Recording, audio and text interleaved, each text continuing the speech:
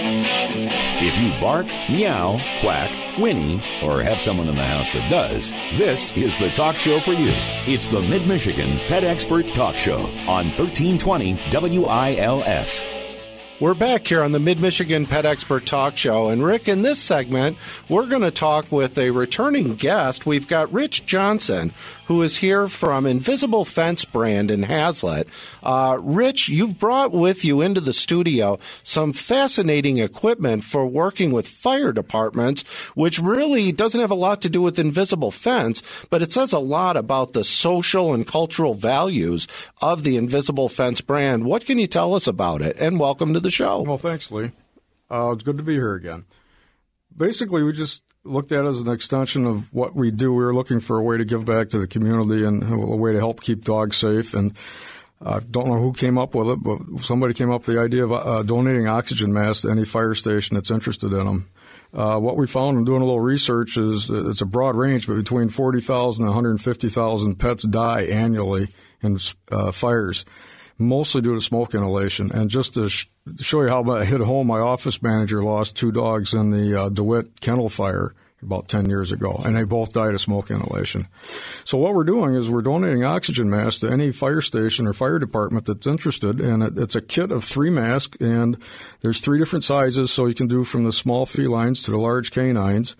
And what we do is we go into the fire station, and we usually bring a dog and demo how it works. And recently we've partnered with the Michigan Veterinary Medical Association. So a veterinarian from that association will accompany us, and we'll do a clinic, if you will, for the staff on how to use the mask properly and also other first aid for pets. So I'm holding one of these devices in my hand, and it doesn't sink in until you realize, with that long beak in front of them, all of the traditional stuff that you would use for humans has no value. You were even mentioning that prior to this, the most sophisticated form of saving your pet was?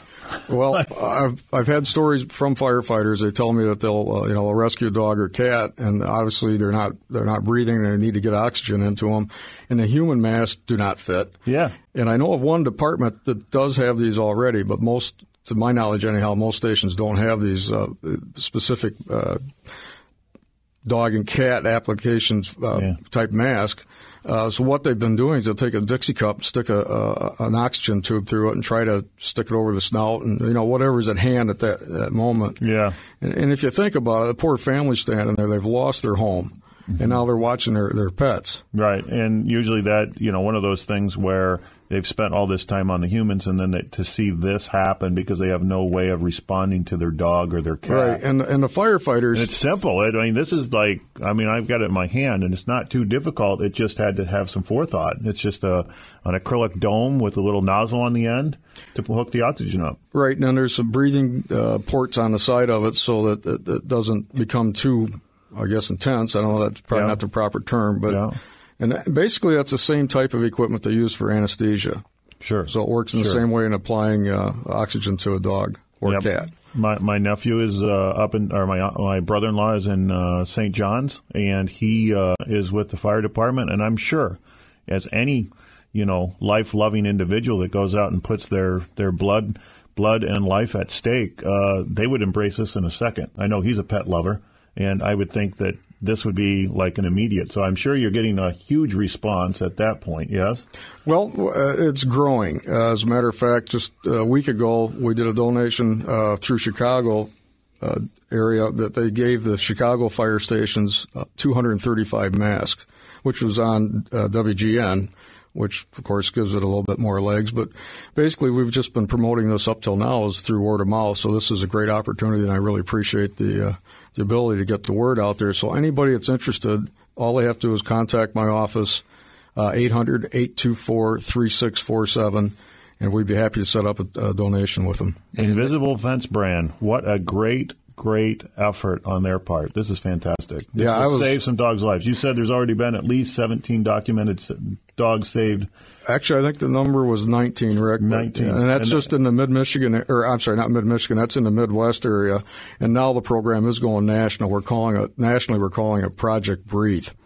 Project Breathe. Yeah, and Rich, the best thing about this is when all of these departments are struggling under budget pressures and don't have the money to spend on something like this, the fact that you would donate this, I just think that speaks volumes about the corporate culture of Invisible Fence brand. I would agree with you, Lee. I've been very happy for the last 16 years to be associated with them. Well, let's shift our conversation if we can.